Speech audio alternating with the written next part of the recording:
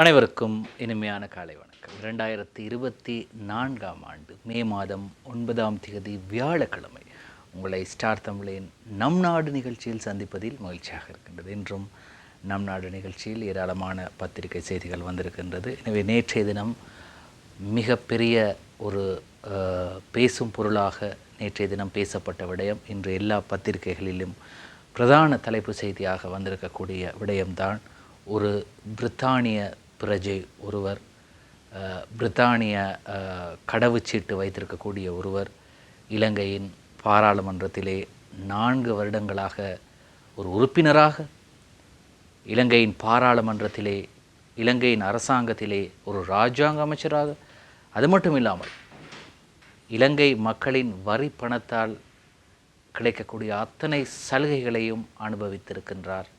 நேற்றைய தினம் அவரது பதவி பறிபோனது. வீரகேசரி பத்திரிகையை எடுத்துக்கொள்கின்றோம். பிரதான தலைப்புச் செய்தி: டயானா கமகேவின் எம்பி பதவி ரத்து, உயர்நீதிமன்றம் தீர்ப்பு, மனுதாரருக்கு வழக்கு செலவுகளை செலுத்தவும் உத்தரவு. MYM ஷாமின் செய்தியாக இந்த செய்தி வீரகேசரி பத்திரிகையின் முன்பக்கத்திலே வெளியாகி இருக்கின்றது. ராஜாங்க அமைச்சர் டயானா கமகேவுக்கு இலங்கையின் பாராளுமன்ற உறுப்பினராக செயற்பட சட்ட ரீதியிலான தகமை இல்லை என உயர் நீதிமன்றம் உரிமை வினா நீதி பிரேரணை பிறப்பித்து தீர்ப்பளித்தது. பேராணை பிறப்பித்து தீர்ப்பளித்தது. உயர்நீதிமன்ற நீதியரசர் காமினி அமரசேகர தலைமையில் குமுதினி விக்ரமசிங்க மற்றும் ஜனகடி சில்வா ஆகியோர் அடங்கிய நீதியரசர்கள் குழாம் SC மேன்முறையீட்டு இலக்கம் 11/2024 எனும் சிறப்பு மேன்முறையீட்டு மனுவை விசாரணை செய்து இந்த தீர்ப்பை அறிவித்துள்ளது. மேலும் மனுதாரருக்கு வழக்கு செலவுகளை செலுத்தவும். வீரகேசரி பத்திரிகையின் 8ஆம் பக்கத்தில் இந்த செய்தி தொடர்கிறது, பார்க்கலாம். அதே நேரத்தில் இந்த வழக்குக்கான செலவுகளை செலுத்தவும் உத்தரவிடப்பட்டிருக்கின்றது. அது மட்டும் இல்லாமல்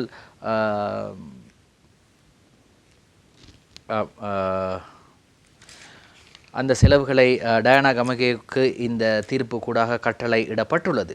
அது மட்டும் இல்லாமல் மனுதாரர் சார்பில் அஃபில் ஃபாரிஸ் தலைமையில் நிசிக ஃபான்சேகா, சனோன் திலகரட்ன, ரஞ்சித் சமரசேகர, சஞ்சீவ கொடித்தா ஆகியோர் சட்டத்தரணிகளாக ஆஜராகியிருந்தார்கள்.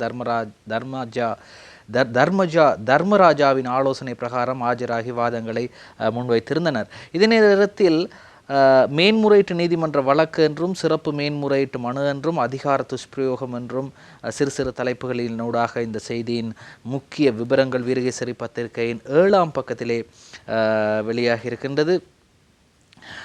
அதே நேரத்தில் இதிலே குறிப்பிடப்பட்டிருக்கின்றது, இந்த சிறப்பு மேன்முறையீட்டு மனு உயர்நீதிமன்றத்தில் கடந்த பிப்ரவரி 13ஆம் தேதி விசாரிக்கப்பட்டது. மனுதாரர் சார்பிலான எழுத்து மூல சமர்ப்பணங்கள் பிப்ரவரி 28ஆம் தேதியும், முதல் பிரதிவாதி டயானா கமகே சார்பிலான எழுத்து மூல சமர்ப்பணங்கள் பிப்ரவரி 26ஆம் தேதியும் முன்வைக்கப்பட்டிருந்த நிலையிலேயே இந்த தீர்ப்பு நேற்றைய தினம் அளிக்கப்பட்டதாக செய்தி தொடர்கின்றது. எனவே அவரது இராஜாங்க அமைச்சர் பதவியிலிருந்து பாராளுமன்ற உறுப்பினர் பதவியும் சகல பதவிகளும் நேற்றைய தினம் பறிப்போய் இருந்தது. இப்படி இருக்கும்போது இந்த உங்கள் பலருக்கு தெரிந்திருக்கும், இந்த ஐக்கிய மக்கள் சக்தி அல்லது தற்போது எதிர்க்கட்சியாக செயற்பட்டு கொண்டிருக்கக்கூடிய சஜித் பிரேமதாச தலைமையிலான ஐக்கிய மக்கள் சக்தியின் சட்டபூர்வமான உரிமையாளராக செயற்பட்டவர் டயானா கமகே. அவரது பேரில் தான் கட்சி பதிவாகியிருந்தது. இந்த நிலையில் அவரது பதவி பறிபோனதால் ஐக்கிய மக்கள் சக்தி சட்டபூர்வமானதா என்ற கேள்வியை பாராளுமன்றத்திலே அமைச்சர் காஞ்சன விஜயசேகர எழுப்பியிருந்தார். கொஞ்சம் யோசிக்க வேண்டிய விடயமாக இருந்தாலும் அதே செய்தி எல்லா பத்திரிகைகளிலும் வெவ்வேறு தலைப்பில் வந்திருக்கின்றது. தினக்குரல் பத்திரிகையில் இவ்வாறு வருகின்றது: சஜித் தரப்பினரின் MP பதவிகளுக்கு ஆபத்தா என்ற கேள்வியை நேற்றைய தினம் பாராளுமன்றத்திலே காஞ்சன விஜயசேகர கேட்டிருந்தார். அதே நேரத்தில் இந்த செய்தியை நாங்கள் வீரகேசரி பத்திரிகையில் பார்க்கலாம். ஐக்கிய மக்கள் சக்தி சட்டபூர்வமானதா? டயானா விவகாரத்தை வைத்து சபையில் சர்ச்சையை கிளப்பிய அமைச்சர் காஞ்சன விஜயசேகர. இலங்கை பிரஜை அல்லாத டயானா கமகேவினால் உருவாக்கப்பட்ட ஐக்கிய மக்கள் சக்தி சட்டபூர்வமானதா? பொது தேர்தலின் போது கட்சியின் வேட்புமனுவில் அவர் கையெழுத்திட்டிருந்தாலோ, தற்போதைய கட்சி செயலாளருடன் அவர் உடன்படிக்கை செய்திருந்தாலோ அந்த கட்சியின் பாராளுமன்ற உறுப்பினர்கள் பிரச்சனைகளுக்கு முகம் கொடுக்க நேரிடலாம். ஆகவே சிறந்த சட்டத்தரணிகளை எதிரணியினர் தயார்படுத்திக் கொள்ள வேண்டும் என மின்சாரத்துறை அமைச்சர் வலுசக்தி மின்சாரத்துறை மற்றும் வலுசக்தி அமைச்சர் காஞ்சன விஜயசேகர தெரிவித்தார். ரெடியா இருங்க. පාර්ලිමේන්තුවල නේද சொல்றார். ඔක්කොම ලෑස්ති වෙලා ඉන්න ඒ විතරක් නෙමෙයි හොඳ හොඳ நீதிඥවරුන් ඔබලා දැනටමත් வென் කරගන්න என்று சொல்லியிருக்கிறார். நல்ல நல்ல சட்டத்தரணிகளை இப்பொழுதே நீங்கள் தயார் செய்து வையுங்கள். காரணம் உங்களுக்கு எதிர்காலத்தில் தேவைப்படும். காரணம் டயானா கமகேயின் எம்பி பதவி பறிப்போயிருக்கின்றது. ஆகவே அவர் இலங்கை பிரஜை அல்ல, அவர் ஒரு பிரித்தானிய பிரஜை என்பது நிரூபணமாக இருக்கின்றது. இலங்கை பிரஜை என்பதை உறுதிப்படுத்த அவர் தவறியிருக்கிறார். இப்படி பல விடயங்கள் தொடர்பாக நேற்றைய தினம் பாராளுமன்றத்தில் பேசப்பட்டது. எது எப்படியோ அது தொடர்பான சட்ட பிரச்சனைகள் எதிர்காலத்தில் வருமா வராதா என்பதை இப்பொழுது யாருக்கும் கூற முடியாது. காரணம் டயானா கமகேவிடம் இருந்து கட்சியை பெற்றுக்கொண்டதாக ஐக்கிய மக்கள் சக்தியினர் கூறுகிறார்கள். அது மட்டுமில்லாமல் ஐக்கிய மக்கள் சக்தியின் பொதுச் செயலாளர் ரஞ்சித் மத்துபபண்டாரவுடன் ஒரு உடன்படிக்கையை கைச்சாத்திட்டு அந்த உடன்படிக்கை மூலமாக ஐக்கிய மக்கள் சக்தியை பெற்றுக்கொண்டதாக ஐக்கிய மக்கள் சக்தி கூறினாலும் இது போன்ற சில பிரச்சனைகள் இருக்கத்தான் செய்கின்றது. சரி, பொறுத்திருந்து பார்ப்போம். ஆனால் இந்த கட்சியை அதாவது டயானா கமகே பாராளுமன்றத்திற்கு எவ்வாறு வந்தார்? அவர் ஒரு இலங்கை பிரஜை இல்லாவிட்டால் அவர் தேசிய பட்டியல் மூலமாக எப்படி வந்தார் பாராளுமன்றத்திற்கு? யார் அவரை பாராளுமன்றத்திற்கு தேசிய பட்டியல் மூலமாக கொண்டு வந்தது? ஐக்கிய மக்கள் சக்தி. ஐக்கிய மக்கள் சக்தி பாராளுமன்றத்திற்கு இந்த டயானா கமகேவை கொண்டு வந்தது. 6 பாராளுமன்ற உறுப்பினர்கள் தேசிய பட்டியல் மூலமாக ஐக்கிய மக்கள் சக்தி மூலம் பாராளுமன்றம் வந்தார்கள். பரவலாக பேசப்பட்டது தமிழ் முற்போக்கு கூட்டணிக்கு ஒரு பாராளுமன்ற உறுப்பினர் பதவி தேசிய பட்டியல் மூலமாக அப்போது தரப்பட வேண்டும் என்று. உங்கள் அனைவருக்கும் ஞாபகம் இருக்கலாம் யார் என்று. திலகராஜ். எனவே அவருக்கு இந்த பதவி வழங்கப்படுமா என்றெல்லாம் கூட பேசப்பட்டது அந்த 6 பேரில். ஆனால் இறுதி வரை பாராளுமன்ற உறுப்பினர் பதவி ஒன்று தேசிய பட்டியல் மூலமாக தமிழ் முற்போக்கு கூட்டணிக்கு வழங்கப்படவில்லை. அப்படி இருந்தும் கூட இவர் பாராளுமன்றத்திற்குள்ளே வந்தார். எவ்வாறு வந்தார் என்றால் ஐக்கிய மக்கள் சக்தி மூலமாக வந்தார். எனவே வந்து சில கருத்து முரண்பாடுகள் காரணமாக அவர் அரசு தரப்பிற்கு சென்றார். அங்கே அவருக்கு ராஜாங்க அமைச்சர் பதவி கிடைக்கின்றது. அந்த பல சலுகைகளையும் அனுபவித்துவிட்டு இப்பொழுது அவரது பதவி பறிக்கப்பட்டிருக்கின்றது அல்லது ரத்து செய்யப்பட்டிருக்கின்றது. சரி, இதே போன்று உள்ளூராட்சி மன்ற தேர்தல் அறிவிக்கப்பட்டது. உள்ளூராட்சி மன்ற தேர்தல் அறிவிக்கப்பட்ட போது வேட்புமனுக்கள் தாக்கல் செய்வதற்காகவும் கொழும்பு மாநகர சபையின் முதன்மை வேட்பாளராக அல்லது கொழும்பு மாநகர சபையின் மேயர் வேட்பாளராக போட்டியிடுவதற்கு முஜிபுர் ரஹ்மான் தனது பதவியை ராஜினாமா செய்தார், பாராளுமன்ற உறுப்பினர் பதவி. எனவே அவ்வாறு தனது பாராளுமன்ற உறுப்பினர் பதவியை முஜிபுர் ரஹ்மான் ராஜினாமா செய்த போது அந்த பதவி வழங்கப்பட்டது AHM ஃபௌசி அவர்களுக்கு. அதாவது ஐக்கிய மக்கள் சக்தி சார்பிலே அந்த பாராளுமன்ற உறுப்பினர் பதவி வழங்கப்பட்டது AHM ஃபௌசி சார்பிலே. ஃபௌசி என்ன செய்கிறார்? பாராளுமன்றம் வருகிறார், வந்து அரச தரப்புடன் சேர்ந்து கொள்கின்றார். இப்பொழுது அரச தரப்பின் பாராளுமன்ற உறுப்பினராக செயற்பட்டு கொண்டிருக்கின்றார் AHM ஃபௌசி அவர்கள். எனவே இந்த டயானா கமகேவின் அந்த கதிரை யாருக்கு கிடைக்கப் போகின்றது என்றால் தன்னுடைய பதவியை ராஜினாமா செய்துவிட்டு கொழும்பு மாநகர மேயர் பதவிக்கு போட்டியிடுவதற்காக சென்ற முஜிபுர் ரஹ்மானுக்கு கிடைக்கப் போகின்றது. செய்தி வெளியாகின்றது என்று வீரகேசரியில். MP ஆகிறார் முஜிபுர் ரஹ்மான். ஐக்கிய மக்கள் சக்தி தீர்மானம். ராஜாங்க அமைச்சர் டயானா கமகேவின் பாராளுமன்ற வெற்றிடத்திற்கு ஐக்கிய மக்கள் சக்தியின் முன்னாள் பாராளுமன்ற உறுப்பினர் முஜிபுர் ரஹ்மானின் பெயர் பரிந்துரைக்கப்பட்டுள்ளது. அமைச்சர் டயானா கமகே ராஜாங்க அமைச்சர் டயானா கமகே தொடர்ந்தும் பாராளுமன்ற உறுப்பினராக செயற்படுவதை தடுக்கும் வகையில் நேற்று உயர் நீதிமன்றம் உத்தரவு பிறப்பித்தது. ராஜாங்க அமைச்சர் டயானா கமகேவின் பிரித்தானிய பிரஜா உரிமை தொடர்பில் சமூக செயற்பாட்டாளரான ஓஷல் லக்மால் ஏரத் மேன்முறையீட்டு நீதிமன்றத்தின் தீர்ப்பை சவாலுக்குட்படுத்தி உயர் நீதிமன்றத்தில் தாக்கல் செய்த மனு தொடர்பான விசாரணை நிறைவு பெற்ற நிலையிலேயே இந்த தீர்ப்பு நேற்றைய தினம் வழங்கப்பட்டது. இதன்போது அவரின் வெற்றிடத்திற்கு இந்நிலையில் ராஜாங்க அமைச்சர் டயானா கமகேயின் பாராளுமன்ற வெற்றிடத்திற்கு ஐக்கிய மக்கள் சக்தியின் தலைவர் சஜித் பிரேமதாசவினால் முன்னாள் பாராளுமன்ற உறுப்பினர் முஜிபுர் ரஹ்மானின் பெயர் பரிந்துரைக்கப்பட்டு தேசிய தேர்தல்கள் ஆணைக்குழுக்கு அனுப்பி வைக்கப்பட்டுள்ளது. மத்திய கொழும்பு என்பது மிகப்பெரிய ஒரு ஐக்கிய தேசிய கட்சியின் கோட்டையாக இருந்த இடம். அதிலே இதற்கு முதல் உங்களுக்கு தெரியும் மாரூஃப் அவர்கள் ஐக்கிய தேசிய கட்சியின் ஒரு வலது கையாக செயற்பட்டவர்.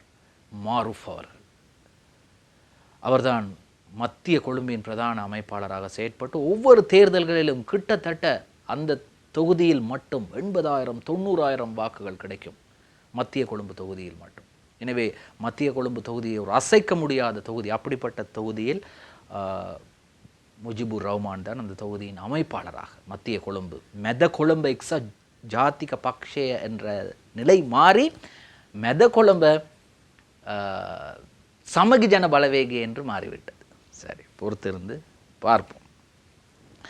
இப்படி இருக்கும்போது மற்றும் ஒரு செய்தி வெளியாகின்றது. தேர்தல்கள் உரிய நேரத்தில் நடத்தப்படுவது அவசியம், சமான் ஸ்ரீ ரத்நாயக்க தேர்தல் ஆணையாளர் நாயகம் தெரிவிக்கின்றார். நீதியான தேர்தலை நடத்த சகல தரப்பினரும் ஒத்துழைக்க வேண்டும் என்கிறார் ஆணையாளர் நாயகம் சமான் ஸ்ரீ ரத்நாயக்க. ராபர்ட் ஆண்டனியின் செய்தியாக இந்த செய்தி வீரகேசரி பத்திரிகையின் முன்பக்கத்திலே வெளியாக இருக்கின்றது. ஜனநாயக ரீதியில் மக்கள் தமக்கான ஆட்சியாளர்களை தெரிவு செய்வதற்கு தேர்தலை நடத்தப்படுகின்றது. ஆகவே தேர்தல்கள் உரிய நேரத்தில் நடத்தப்பட வேண்டும் என தேர்தல் ஆணைக்குழு என்பது ஒரு சுயாதீனமான நிறுவனம். ஆனால் நிதி ரீதியான சுயாதீனம் எமக்கு இல்லை. ஆம், உண்மைதான், அவர்களுக்கு நிதி தொடர்பான சுயாதீனம் அவர்களுக்கு இல்லை. இந்தியாவை போன்ற நிலை இங்கு இல்லை என்று தேர்தல் ஆணையாளர் நாயகம் சமான் ஸ்ரீ ரத்நாயக தெரிவிக்கிறார்.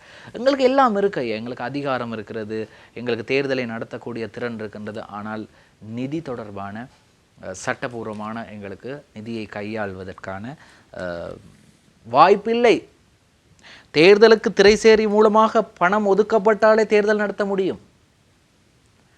எனவே அப்படி இருக்கும்போது உள்ளூராட்சி மன்ற தேர்தலுக்கு பிரதேச சபை, நகர சபை, மாநகர சபை, உள்ளூராட்சி மன்ற தேர்தல், அதற்காக நிதி ஒதுக்கப்பட்டது, தேர்தல் திகதி அறிவிக்கப்பட்டது, வேட்புமனு தாக்கல் செய்யப்பட்டது. ஆனால் இதுவரை தேர்தல் நடக்கவில்லை. இதுவரை உள்ளூராட்சி மன்ற தேர்தல் நடக்கவில்லை என்று முன்னாள் தேர்தல்கள் ஆணையாளர் மஹிந்த அவர்கள் மிக கவலையோடு இருக்கின்றார்.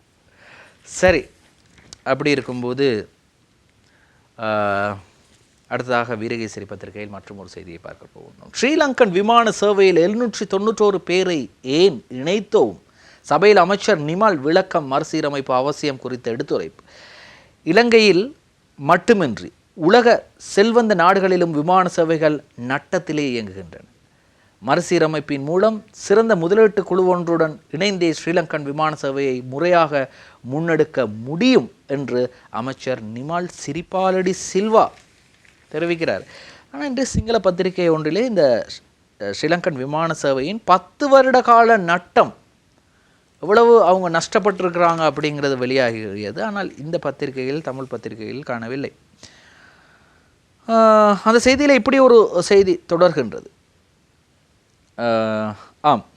எமிரேட்ஸ் போன்ற விமான சேவைக்கு அந்த நாடுகள் 2 அல்லது 3 பில்லியன் அமெரிக்க டாலர்களை தொடர்ச்சியாக வழங்குகின்றது. இலங்கை போன்ற நாடுகளுக்கு அவ்வாறு செய்ய முடியாது. அதனால் எமது நாடு போன்ற சிறு அளவிலான விமான சேவைகளை நடத்தும் நிறுவனங்கள் பிரச்சனைகளை எதிர்நோக்கியாக வேண்டும். எமக்கு விமானம் கொள்வனவு செய்வதற்கு நிதி கிடையாது, அதற்காக முதலீடு செய்யும் நிலையில் இல்லை. குத்தகை அடிப்படையிலேயே நாம் விமானங்களை பெற்றுக்கொள்கின்றோம். ஒரு விமானம் கூட எமக்கு சொந்தமான விமானம் கிடையாது. அனைத்து விமானங்களும் லீசிங் முறையில் பெற்றுக்கொள்ளப்பட்டுள்ள விமானங்களாகும். அவற்றுக்கு லீசிங் வழங்கிய பின்னர் எத்தகைய நிதியும் எமக்கு மிஞ்சாது. அத்துடன் அண்மை காலங்களில் நாம் விமான சேவை தொடர்பில் பல தொழிற்சங்க நெருக்கடிகளையும் எதிர்நோக்க நேர்ந்தது. அதுவும் நட்டத்துக்கு காரணமாகிறது. அதனால் தான் எமக்கு மறுசீரமைப்பு அவசியமாகிறது. அதாவது விமான சேவைகளில் பயணிப்பது யார்? எல்லாரும் பயணிக்கிறாங்க. வசதியானவர்கள் பயணிக்கிறாங்க, ஏழைகள் பயணிக்கிறாங்க, எங்களை போன்ற மக்கள் அனைவருமே, ஏழைகளுமே, ஏழை பணக்காரர் யார் இல்லை, எல்லாரும் விமானத்தில் ஏறி பயணிக்கிறோம். யாராவது ஒரு பயணி, நீங்களோ நானோ இலவசமாக போயிருக்கிறோமா? இல்லை இலவசமாக நாங்கள் போயிருக்கிறோமா? இல்லை இலவசமாக தான் எங்களை கூட்டி போகுமா இந்த விமான சேவைகள்? நாங்கள் இலவசமாக போகவில்லை, ஆனால் விமான சேவை நட்டத்தில் போகுது. இந்த கேள்வி பல வருடங்களாக தோன்றிக் கொண்டே இருக்கு. எனக்கு மட்டுமில்லை, எல்லாருக்கும். ஐயா, நாங்கள் ஒரு நாள் கூட விமானத்தில் இலவசமாக போகல. பஸ்ஸில் சரி போவோம்.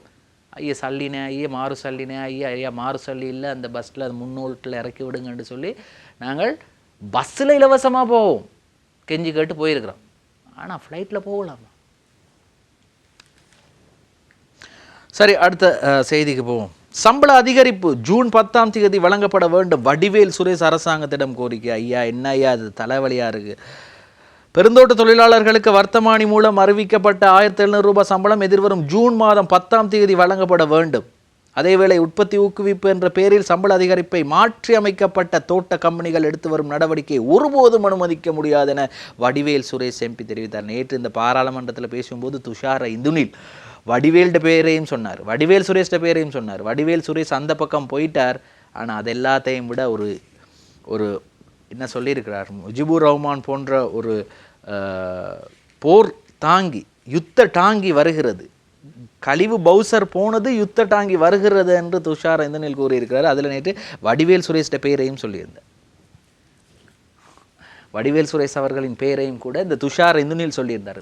வடிவேல் சுரேஷ் அந்த பக்கம் போயிட்டார், ஆனால் நாங்கள் கவலைப்பட இல்லை, கலி பவுசர் ஒன்று போய்விட்டது, ஆனால் எங்களுக்கு யுத்த டாங்கி வருகிறது, யுத்த டேங்க் வருகிறது, அது எல்லாவற்றையும் தாக்கக்கூடியது என்று முஜிபுர் ரஹ்மானுக்கு சொல்லியிருந்தார். ஏனென்றால் இவர் இந்த வடிவேல் சுரேஷ் போன மாதம் 24 முதலாளிமார் சம்மேளனத்திற்கும் தொழிற்சங்கங்களுக்கும் இடையிலான பேச்சுவார்த்தை ஒரு முடிவுக்கு வராவிட்டால் பதவிகளை துறக்கப் போவதாக சொன்னார்.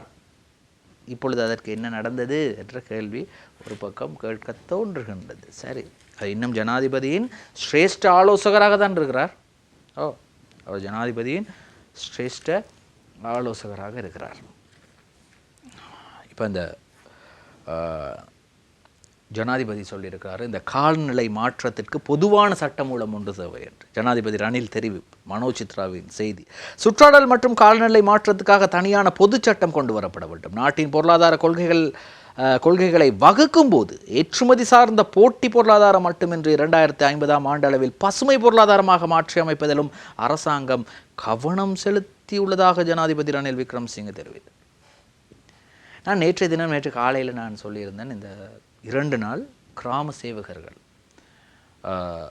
பணி பகிஷ்கரிப்பு செய்கிறாங்க, அவங்களுக்கான கொடுப்பனவுகள் வழங்கப்படவில்லை என்று.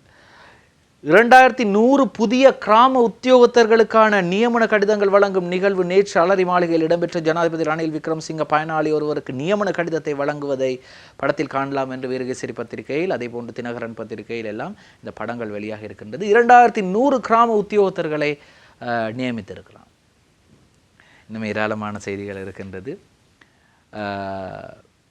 நாகதம்பிரான் ஆலயத்தை நாகவிகாரையாக்கிய பிக்கு செய்தி காத்திருக்கின்றது. ஒரு விளம்பர இடைவேளைக்கு பிறகு சந்திப்போம். இடைவேளைக்கு பிறகு தொடர்கிறது நம் நாடு. இந்த நேரத்தில் இந்த தினக்குரல் பத்திரிகை இப்படி ஒரு செய்தி வந்திருக்கின்றது.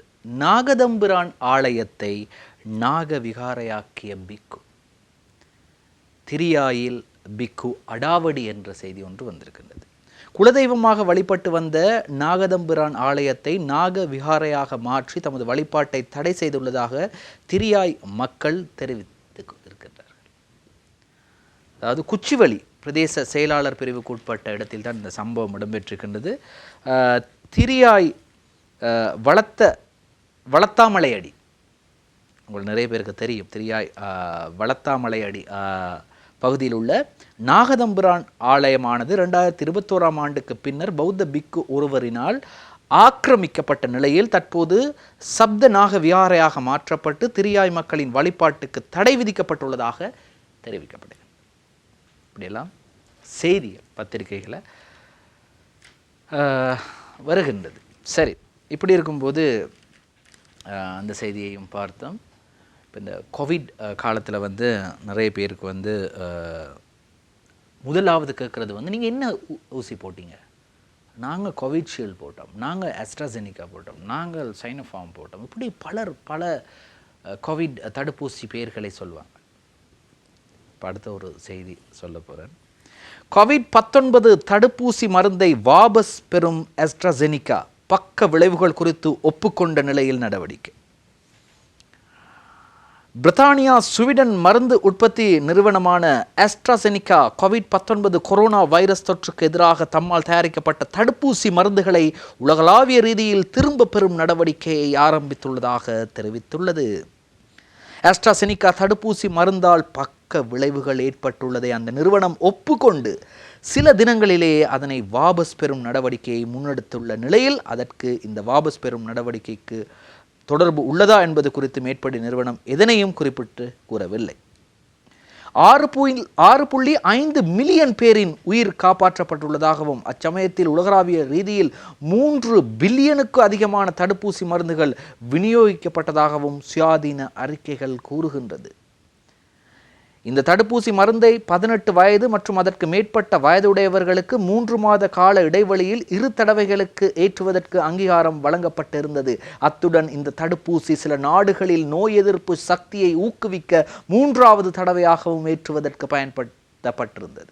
ஆஸ்ட்ராசெனிகா தனது COVID-19 தடுப்பூசி மருந்தின் பெயரை 2021 ஆண்டில்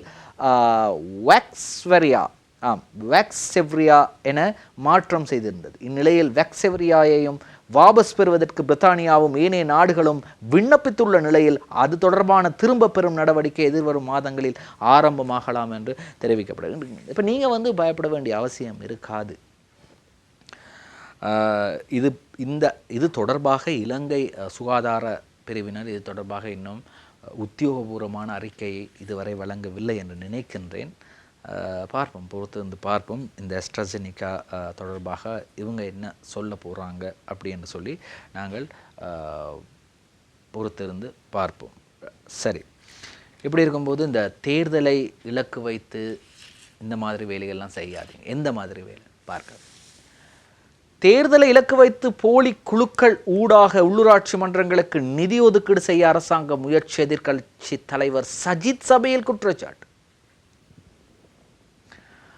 தேர்தலை இலக்கு வைத்து தங்களுக்கு நெருக்கமானவர்களை கொண்ட குழுக்களை அமைத்து ஒரு உள்ளூராட்சி மன்றத்திற்கு 10 மில்லியன் ரூபாய் வீதம் 341 உள்ளூராட்சி மன்றங்களுக்கும் 3410 மில்லியன் ஒதுக்கீடு செய்து தனது தேர்தல் நடவடிக்கைகளை முன்னெடுக்க அரசாங்கம் தயாராகி வருவதாக எதிர்க்கட்சி தலைவர் சஜித் பிரேமதாச தெரிவித்தார்.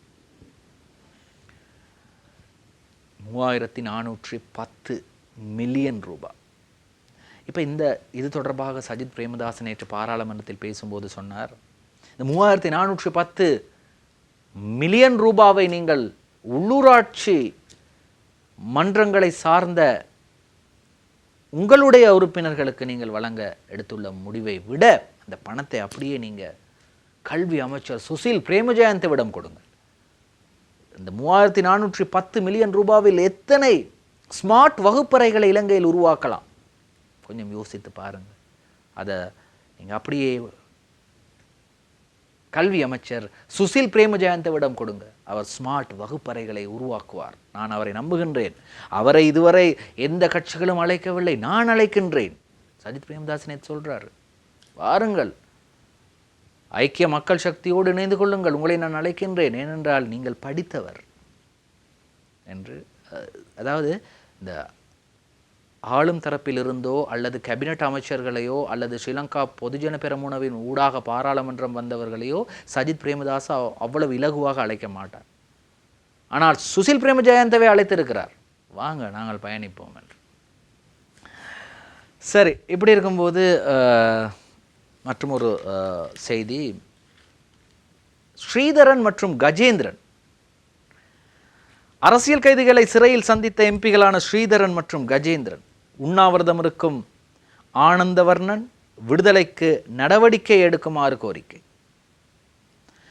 கடந்த பிப்ரவரி மாதம் பயங்கரவாத விசாரணை பிரிவினரால் விசாரணைக்கு அழைக்கப்பட்டு கொழும்பில் வைத்து கைது செய்யப்பட்ட முன்னாள் போராளியும் போராளிகள் நலன்புரி சங்கத்தின் வவுனியா மாவட்ட தலைவருமான செல்வநாயகம் ஆனந்தவர்ணன் மற்றும் கடந்த 1 வருடத்திற்கு மேலாக நீதிமன்றில் முன்னிலைப்படுத்தப்படாமல் அடைத்து வைக்கப்பட்டிருக்கும் மூதூரைச் சேர்ந்த சுதாகரன் ஆகிய இருவரையும் பாராளுமன்ற உறுப்பினர்களான செல்வராசா கஜேந்திரன் மற்றும் சிவஞானம் ஸ்ரீதரன் ஆகியோர் நேற்று புதன்கிழமை கொழும்பு விளக்கமறியல் சிறைச்சாலைக்கு சென்று பார்வையிட்டுள்ளனர் என்று அவர்கள் இருவருடைய படத்துடன் இன்றைய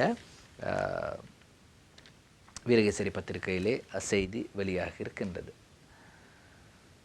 இப்படி இருக்கும்போது இன்று உங்களுக்கு தெரியும் வியாழக்கிழமை. இந்த வியாழக்கிழமை நாட்களில் நாங்கள் விடிவெள்ளி பத்திரிகையை எடுத்துக்கொள்வோம். இன்றைய விடிவெள்ளி பத்திரிகையின் பிரதான தலைப்புச் செய்தியை நாங்கள் பார்க்க போகிறோம். அளுத்கம தர்காநகர் பேருவள வன்முறைகள் தர்காநகர் பேருவளை வன்முறைகள் ஞானசார தேரருக்கு எதிரான பரிந்துரைகளை சமர்ப்பிக்குக சட்டமா அதிபருக்கு உயர் நீதிமன்றம் உத்தரவு. ICCPR சட்டத்தின் கீழ் நடவடிக்கை எடுக்கப்பட்டதா எனவும் கேள்வி. அடிப்படை உரிமை மீறல் மனுக்கள் மீதான விசாரணை தொடர்கிறது என்று இன்றைய விடிவெள்ளி பத்திரிகையின் பிரதான தலைப்பு செய்தியாக வெளியாகி இருக்கின்றது. அளுத்கம வர்த்தக நகரை மையப்படுத்தி அளுத்கம பேருவல உள்ளிட்ட போலீஸ் பிரிவுகளில் பதிவான இனவாத வன்முறை சம்பவங்கள் தொடர்பில் உயிர்த்த ஞாயிறு தின குண்டு தாக்குதல்கள் குறித்து ஜனாதிபதி விசாரணை குழு ஞானசார தேரருக்கு எதிராக பரிந்துரைகளை முன்வைத்துள்ள நிலையில் அவ்வாணைக்குழு அறிக்கையை சமர்ப்பிக்குமாறு உயர் நீதிமன்றம் சட்டமா அதிபருக்கு உத்தரவிட்டுள்ளது என்று இன்றைய விடிவெள்ளி பத்திரிகையின் பிரதான தலைப்பு செய்தியாக வெளியாகியிருக்கிறது. அது இன்றைய விடிவெள்ளி பத்திரிகை. வியாழக்கிழமைகளில் விடிவெள்ளி பத்திரிகை வெளியாகும். அதே போன்று மற்றும் ஒரு செய்தி, உயிர்த்த ஞாயிறு தின தாக்குதல்கள் சாரானின் ஃபைஹாத் காணொளி நீதிமன்றத்தில் காண்பிப்பு மொழிபெயர்ப்பும் சமர்ப்பிப்பு. உயிர்த்த ஞாயிறு தின குண்டு தாக்குதல் சம்பவங்கள் குறித்து குற்றம் சாட்டப்பட்டுள்ள பிரதிவாதிகளுக்கு எதிரான வழக்கு விசாரணைகள் ஆரம்பிக்கப்பட்டுள்ள நிலையில் சிறப்பு டயல் அட்பார் நீதிமன்றம் முன் அவர்களுக்கு எதிரான சாட்சியங்கள் விசாரிக்கப்பட்டு வருகின்றன. அதில் நேற்று முன்தினமும் தாக்குதலுக்கு முன்னர் பிரதான குண்டுதாரி ஷாரான் அசீம் மற்றும் குழுவினர் ஒன்றாக இருந்து ஃபயாத் செய்து கொண்ட கூறப்படும் காணொளி காட்சிகள் நீதிமன்றத்தில் காட்சிப்படுத்தப்பட்டு அதன் மொழிபெயர்ப்பும் சமர்ப்பிக்கப்பட்டது என்று இன்றைய விடிவெள்ளி பத்திரிகையிலே செய்தியாக வந்திருக்கிறது. உங்களுக்கு தெரியும், இந்த மீத்தோட்டம் உள்ள குப்பை மேடு சரிந்து விழுந்தது. ஒரு எனக்கு ஞாபகம் இருக்கின்றது, ஒரு புது வருட தினத்தில் மீண்டும் ஒரு மீத்தோட்டம் உள்ள சம்பவம் இடம்பெறுவதற்கு காரணமாக பேருவளை குப்பை மேடு செய்தி வெளியாகின்றது இன்றைய விடிவெள்ளி பத்திரிகையில். மீண்டும் ஒரு மீத்தோட்டமுள்ள சம்பவம் இடம்பெறுவதற்கு முன்னதாக பேருவளை குப்பைமேடு பிரச்சினைக்கு விரைவாக தீர்வு காண வேண்டும். இம்தியாஸ் பாக்கீர் மாக்கார் பிரதமரிடம் கோரிக்கை. பேருவளை குப்பைமேடு உருவாக்கப்பட்ட பகுதி ஆபத்தான நிலைக்கு தள்ளப்பட்டுள்ளது. அதனால் மீண்டும் ஒரு மீத்தொட்டுமுள்ள சம்பவம் இடம்பெறுவதற்கு முன்னர் கழிவுகளை அகற்றுவது தொடர்பில் ஏற்பட்டுள்ள பிரச்சினைக்கு உடனடியாக கவனம் செலுத்தி தீர்வை பெற்றுக் கொடுக்க அரசாங்கம் நடவடிக்கை எடுக்க வேண்டும் என இம்தியாஸ் பாக்கீர் மாக்கார் கேட்டுக்கொண்டார். அந்த கடிதத்தில் பேருவளை நகரசபைக்கு உட்பட்ட பகுதியில் சேகரிக்கப்படும் கழிவுகள் பல வருட காலமாக பேருவள மருதான வத்திமிராஜபுர கிராமத்தில் உள்ள காணியில் கொட்டப்பட்டு வருகிறது. இதனால் அப்பகுதியில் வாழுகின்ற 400க்கும் மேற்பட்ட குடும்பங்கள் சுகாதார மற்றும் சுற்றுச்சூழல் பிரச்சனைகளை எதிர்கொள்வதுடன் இக்கிராமத்தை அண்மித்துள்ள மொரகல்ல சுற்றுலா பகுதியும் துர்நாற்றம் மற்றும் ஈக்கள் பெருக்கத்தால் பாதிக்கப்பட்டுள்ளது. எனவே இதற்கு உடனடியாக நடவடிக்கை எடுங்கள். யார் கேட்கிறாரு? இம்தியாஸ் பாக்கீர் மாக்கார். இப்படி கேட்கும்போது இன்றைய தினகரன் பத்திரிகையில் ஒரு செய்தி வந்திருக்கின்றது. இராணுவம் மற்றும் இந்திய தூதரகம் இணைந்து செயற்கை கால் தயாரிப்பு, நல்லதொரு விடயம். ராகம ரணவிரு செவன புனர்வாழ்வு மையத்தில் செயற்கை கை கால்களை தயாரிக்கும் வேலை திட்டங்கள் ஆரம்பமாகி உள்ளன. இந்திய உயர்ஸ்தானிகரத்தின் ஒத்துழைப்புடன் இலங்கை இராணுவம் இந்த வேலை திட்டத்தை ஆரம்பித்துள்ளது. பார்ப்போம். 6ஆம் பக்கத்திலே தினகரன் பத்திரிகையிலே இது தொடர்பான விடயங்கள் வெளியாகி இருக்கின்றது. இலங்கை இந்தியாவுக்கு இடையிலான வலுவான பிணைப்பை அடையாளப்படுத்துவது மட்டுமல்லாமல் தேசத்தின் பாதுகாப்புக்காக தியாகம் செய்தவர்களுக்கு அல்லது இயலாமை காரணமாக சவால்களை எதிர்கொள்வோருக்கு ஆதரவளிப்பதற்கான கூட்டு முயற்சியையும் காட்டுகின்றது என்று இந்த செய்தி வந்திருக்கு. கோட்டா கோகம, இது காலிமுகத்திடலில் அமைக்கப்பட்டு போராட்டங்கள் நடத்தப்பட்ட நிலையில் அறகலை என்று அனைவரும் மிக இலகுவாக அறிந்து கொள்ளும் பெயரிலே வடிவம் பெற்றது. அது தாக்கப்பட்டு அல்லது அந்த போராட்டக்காரர்கள் ஆர்ப்பாட்டக்காரர்கள் தாக்கப்பட்டு இன்றுடன் 2 வருடமாகிறது. திவைன பத்திரிகையில் செய்தி வெளியாகிறது. அறகலையிட்ட பாரதி வசர திகாய் என்று அந்த தாக்கப்படும் காட்சிகளும் எரிக்கப்படும் சில முக்கியமான புகைப்படமும் இன்றைய திவைன பத்திரிகையிலே வெளியாகி இருக்கின்றது. அறகலையேட்ட வசர தேக்காய், நிறைய பேருக்கு ஞாபகம் இருக்கலாம் இந்த சம்பவங்கள். அது தொடர்பான செய்தி தான் வெளியாகி இருக்கின்றது. இன்றைய காலுமோதர அரகல பூமியட்ட දියත්තු අරගලයන්ට ප්‍රහාරය එල්ලවී අදට වසර දෙකක් පිරේ. 2 வருடம் ஆகின்றது அறகலைய போராட்டக்காரர்கள் மீது தாக்குதல் இடம்பெற்று. இன்றைய தினக்குரல் பத்திரிகையில் இப்படி ஒரு செய்தி வந்திருக்கின்றது. ரணில் என்றால் மஹிந்த ஆதரவு, இருவரும் ரகசிய சந்திப்பு. நான் முதல் சொன்ன செய்திக்கும் இதற்கும் எந்த தொடர்பும் இல்லை. நான் பத்திரிகையில் வந்து செய்தியை வாசிக்கிறோம். ரணில் என்றால் மஹிந்த ஆதரவு, இருவரும் ரகசிய சந்திப்பு. நேற்று ஒரு கூட்டம் நடைபெற்று போகிறார் மஹிந்த ராஜபக்ச முன்னாள் ஜனாதிபதி. ஊடகவியலாளர்கள் கேட்குறாங்க, මේ ඔබතුමාටත් රනිල් වික්‍රමසිංහ මැතිතුමාටත් අතර තියෙන சாக்கட்சாව කොයි දොටද? உங்களோட இருவருக்கும் இடையிலான பேச்சுவார்த்தை எப்படி போய்க்குன்னா நல்லா போய்கிட்டு இருக்கு, சுமூகமாக போய்கொண்டிருக்கு என்றார். ஏராளமான செய்திகளை இன்றைய ஸ்டார் தமிழின் நம் நாடு நிகழ்ச்சியில் உங்களுக்காக கொண்டு வந்தோம். இன்றும் தயாரிப்பில் கவின் சாந்த் உதவி இருந்தார். மற்றும் ஒரு ஸ்டார் தமிழின் நம் நாடு நிகழ்ச்சியில் உங்களை சந்திக்கும் வரை விடைபெறுகின்றேன். நன்றி.